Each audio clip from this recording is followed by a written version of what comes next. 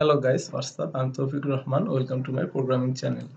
And you see, this is one of my items tutorial app with quiz on Code Canyon, and I'm making customization video tutorials of this product. Hope that you have already purchased it.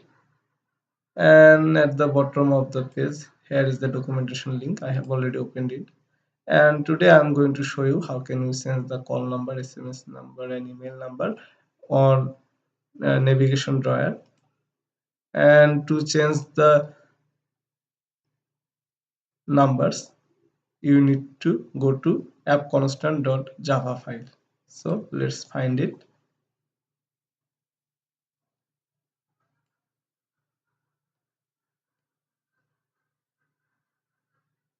Here are the packages. Utility, no,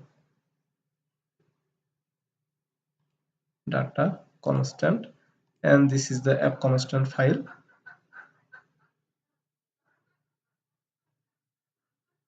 And you see this is the directions: replace call number, SMS number, and email address by yours. And you can easily replace these numbers by yours, and you will have your number on the item of the navigation drawer. So for today, that's it. Thank you very much for watching, and please don't forget to subscribe.